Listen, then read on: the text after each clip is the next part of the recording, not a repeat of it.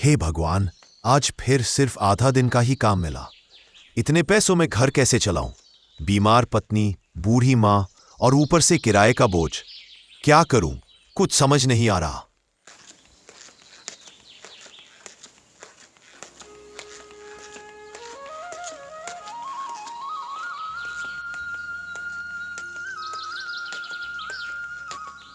राम राम सुरेश भाई, कैसे हो? राम राम गजानन भाई, क्या बताऊं, हालत खराब है। सुबह से सिर्फ 2 घंटे का काम मिला, मजदूरी भी आधी। घर में खाने को भी मुश्किल हो गया है। ये तो बहुत बुरा हुआ सुरेश भाई, पर क्या करोगे, शहर जाने का भी कोई फायदा नहीं है। वहां भी भीड़ है, बेरोजगारी है। शहर नहीं जाऊं तो क्या करूं भाई? यहां तो लगता है 2 वक्त का रोटी जुटाना भी मुश्किल हो रहा है। लगता है भगवान भी मुझसे नाराज है। निराश मत हो भाई, कई बार मुसीबत में ही रास्ता निकलता है। भगवान पर भरोसा रखो, सब ठीक हो जाएगा। हाँ गजानन भाई, अब तो बस ऊपर वाले का ही सहारा है। अब तो वही निकाल सकता है इस मुसीबत से। ठीक है भाई, चलता हूं। ठीक है सुरेश भाई, राम राम।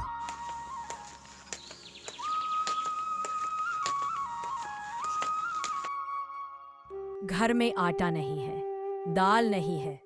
माँ की तबीयत और खराब हो गई है। डॉक्टर ने दवा लाने को कहा है, लेकिन हमारे पास पैसे ही नहीं है जी। अब हम क्या करेंगे जी? तू चिंता मत कर रमा, मैं कुछ उपाय करता हूं, सब ठीक हो जाएगा। भगवान के घर देर है, अंधेर नहीं। मैं कल कुछ ना कुछ उपाय कर लूंगा। अभी तुम सो जाओ।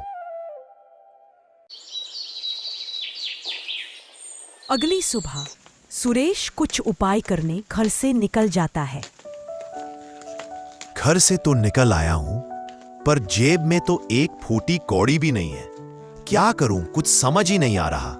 घर में खाने के लिए आटा भी खत्म हो गया है और मां की दवाई भी लानी है। कैसे होगा ये सब? कुछ तो करना ही होगा, पर क्या करूं? लगता है अब तो सेठ जी से ही कुछ पैसे उधार मांगने होंगे।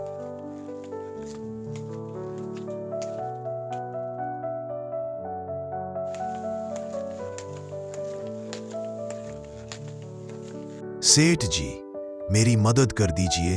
मां की हालत बहुत खराब है। मुझे कुछ उधार पैसे दे दीजिए, मैं आपको जल्द ही लौटा दूंगा। अरे सुरेश, पिछली बार का हिसाब तो चुकाया नहीं और फिर मांगने चला आया। अब मैं तुम्हें और उधार कैसे दे दूं? चल जा, पहले पिछला हिसाब चुका। मैं वादा करता हूं सेठ जी, काम मिलते ही लौटा दूंगा। कृपया करके मुझे कुछ पैसे उधार दे दीजिए। वादा से पेट नहीं भरता सुरेश। जा, पहले पिछला उधार चुका तो ही मैं तुम्हें उधार दे सकता हूं। जा यहां से, मुझे और भी काम है। सुरेश वहां से निराश होकर चला जाता है। सुरेश लौटते समय सुनसान रास्ते से गुजरता है और चलते चलते एक हवेली के पास पहुंचता है।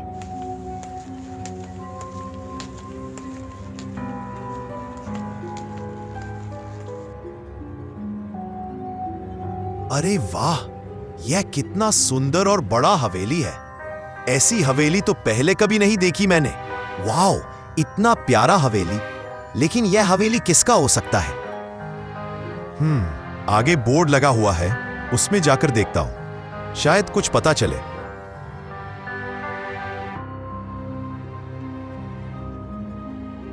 इस घर के लिए चौकीदार की आवश्यकता है।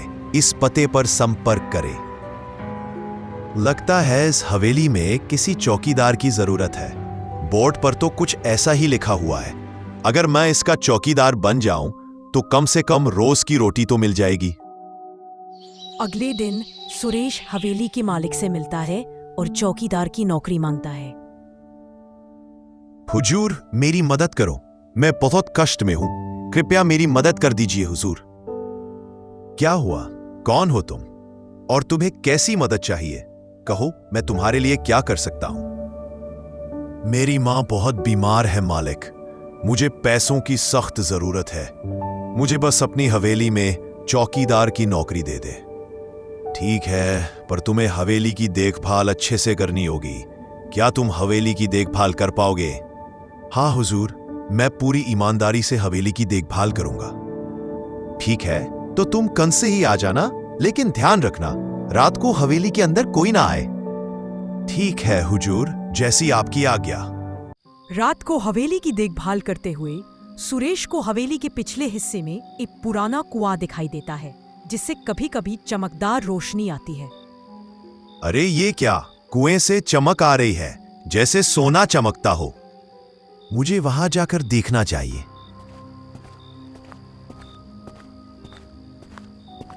अरे यह कैसा प्रकाश है? प्रतीत होता है कि जैसे कुएं के अंदर कुछ रखा हुआ है। अभी देखता हूं।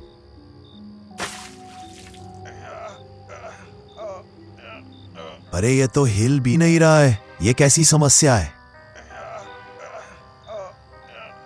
उफ, बाप रे, ये तो हिल भी नहीं रहा है। कैसी चीज है ये? ये तो कोई खजाने का बक्सा लगता है। जो लालच करेगा वो सब खोएगा, जो समझदारी दिखाएगा वो सब पाएगा। नहीं नहीं, मुझे कुछ नहीं चाहिए। मैं तो बस इतना चाहता हूं कि मेरी मां की सेहत ठीक हो जाए, और मुझे कुछ नहीं चाहिए। अचानक संदूक अपने आप बाहर आ जाता है। सुरेश उसे खोलता है तो उसमें सोने की अशर्फियां भरी होती हैं, साथ ही एक पत्र होता है। हे भगवान, इतना सारा खजाना! लगता है इसमें एक चिट्ठी भी है। जरा देखूं तो क्या लिखा है इस चिट्ठी में। यदि तुम इसे राजा तक ईमानदारी से पहुंचा दोगे तो तुम्हें जीवन भर का सम्मान मिलेगा। अगली सुबह सुरेश पूरे संदूक के साथ राजमहल पहुंचता है। ये क्या है और इसे यहां क्यों लाए हो? और तुम कौन हो? यह संदूक तुम्हारे पास कैसे आया? महाराज, मैं गांव का एक साधारण किसान हूं। यह संदूक मुझे पुरानी हवेली के कुएं में मिला। इसमें पत्र भी है, पढ़ लीजिए। तुमने ईमानदारी का परिचय दिया है सुरेश। यह बहुत ही दुर्लभ गुण है जो हर किसी में नहीं होती। मैं तुमसे अति प्रसन्न हुआ। अब से हम तुम्हें अपना राज भंडारी नियुक्त करते हैं। आज से तुम हमारे खजाने के रक्षक हो। दरबार में तालियों की गूंज होने लगती है। आपका बहुत बहुत धन्यवाद महाराज। आपने मुझ पर बहुत बड़ी कृपा कर दी महाराज। आपका बहुत बहुत शुक्रिया महाराज। मैंने कुछ नहीं किया। यह तुम्हारे गुण है सुरेश, जो तुम्हें सबसे श्रेष्ठ बनाता है। तुम इसके हकदार थे। सुरेश की जिंदगी पूरी तरह बदल जाती है। वह अब अपने बूढ़ी माँ का इलाज करवा पाता है, पत्नी को सुख देता है और गांव में उसकी इज्जत कई गुना बढ़ जाती है। कहानी का संदेश: सच्चाई और चतुराई अगर साथ हो तो किस्मत भी झोली में आ गिरती है।